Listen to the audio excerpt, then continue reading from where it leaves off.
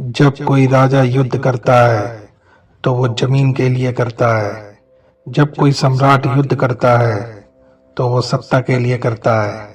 लेकिन इतिहास में एक ऐसा योद्धा भी हुआ जिसने तलवार उठाई धर्म के लिए। उन्होंने मंदिर बचाए, स्त्रियों का सम्मान किया और दुश्मन का भी धर्म नहीं तोड़ा। वो जीतता रहा लेकिन कभी क्रूर नहीं बना। आज हम उस राजा की कहानी नहीं, उसके धर्म की कहानी सुनेंगे।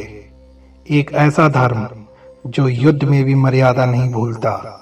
ये कहानी है छत्रपति शिवाजी महाराज की। भारत की धरती पर जब अधर्म बढ़ रहा था, जब अत्याचार ही शासन बन गया था, तब इतिहास ने एक नाम लिखा, छत्रपति शिवाजी महाराज। उनके लिए धर्म सिर्फ मंदिर तक सीमित नहीं था। उनके लिए धर्म था अन्याय के खिलाफ खड़ा होना।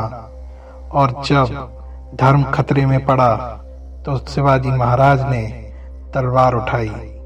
शिवाजी महाराज ने कभी युद्ध को लूट या सत्ता का साधन नहीं बनाया।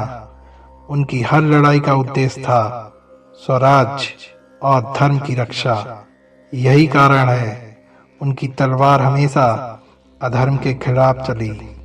शिवाजी महाराज की पहली बड़ी विजय थी तोरना का किला। उस समय वे युवा थे, लेकिन उनके विचार बहुत बड़े थे। यह लड़ाई केवल किले की नहीं थी, यह संदेश था धर्म की रक्षा के लिए उम्र नहीं, हिम्मत चाहिए। तोरना की विजय के स्वराज की नींव रखी। यह लड़ाई इतिहास की सबसे भावुक लड़ाइयों में से एक है। फिर कोंढाणा का किला, जो कि मुगलों के पास था, शिवाजी महाराज ने इसे वापस लेने का निर्णय लिया। उन्होंने अपने वीर सेनापति तानाजी मालुसरे को भेजा। तानाजी ने कहा, पहले किला फिर बेटे की शादी।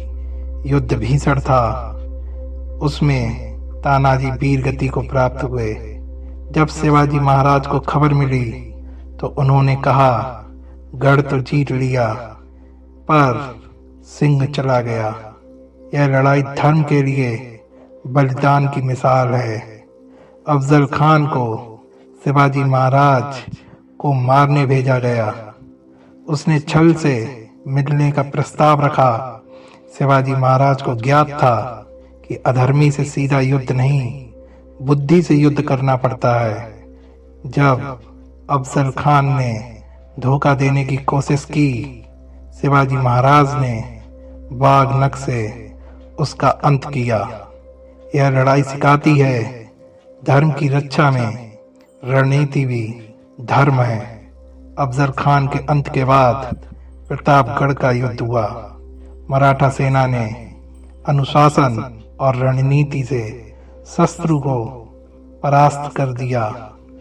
यह युद्ध दिखाता है कि धर्म सिर्फ भाव नहीं, व्यवस्था भी है। शिवाजी महाराज ने सूरत पर आक्रमण किया, लेकिन ध्यान देने वाली बात है, उन्होंने मंदिरों, मस्जिदों और सामान्य जनता को कोई नुकसान नहीं पहुंचाया। लूट सिर्फ अत्याचारी शासन की संपत्ति की हुई। यही था उनका धर्म। जब मुगल सेना भारी पड़ी तो शिवाजी महाराज ने समझौता किया, लेकिन उन्हें धोखे से आगरा में बंदी बना लिया गया। धर्म कहता है, अधर्म से मुक्त होने के लिए बुद्धि का उपयोग भी पुण्य है। शिवाजी महाराज फल और मिठाई की टोकरी में छिपकर आगरा से निकल गए। यह युद्ध बिना तलवार का था, बुद्धि का युद्ध था। 1674 में शिवाजी महाराज का जब राज्य अभिषेक हुआ, उन्होंने खुद को धर्म का सेवक कहा। उनका शासन था न्यायपूर्ण, स्त्री का सम्मान वाला, हर धर्म का आदर करने वाला। शिवाजी महाराज का धर्म और युद्ध अलग नहीं थे। उनकी हर लड़ाई कहती है, अधर्म के सामने झुकना पाप है और धर्म की रक्षा में रणनीति भी पुण्य है। तलवार से पहले चरित्र जरूरी है। छत्रपति शिवाजी महाराज केवल युद्ध जीतने वाले राजा नहीं थे, वे धर्म को जीतने वाले योद्धा भी थे। आज भी अगर कोई पूछे धर्म और वीरता का सही अर्थ क्या है, तो इतिहास एक ही नाम लेता है, छत्रपति शिवाजी महाराज। छत्रपति शिवाजी महाराज केवल किले जीतने वाले राजा नहीं थे, वे ऐसे योद्धा थे जिन्होंने युद्ध में कभी धर्म नहीं छोड़ा। उन्होंने तलवार उठाई लेकिन कभी निर्दोष पर नहीं।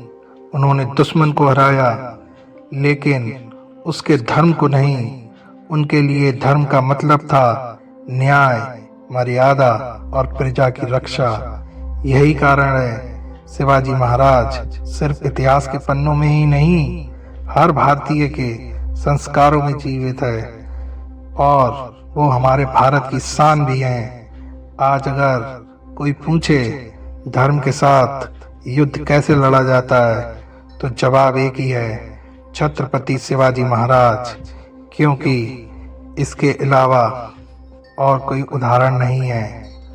अगर आपको लगता है धर्म सिर्फ बातें नहीं, कर्तव्य भी होता है, अगर आप मानते हैं कि वीरता और करुणा एक साथ चल सकती है, तो इस वीडियो को लाइक जरूर करें और कमेंट में लिखें जय शिवाजी, ताकि हमें पता चले कि शिवाजी महाराज आज भी हमारे दिलों में जीवित हैं। और अगर आप चाहते हैं ऐसी ही सच्ची बिना मिलावट की इतिहास और धर्म की कहानियाँ, तो हमारे चैनल इंडियन सनातन को सब्सक्राइब कर लीजिए और बेल आइकन को दबाइए, क्योंकि इतिहास सिर्फ पढ़ने के लिए नहीं होता, सीखने और जीने के लिए भी होता है।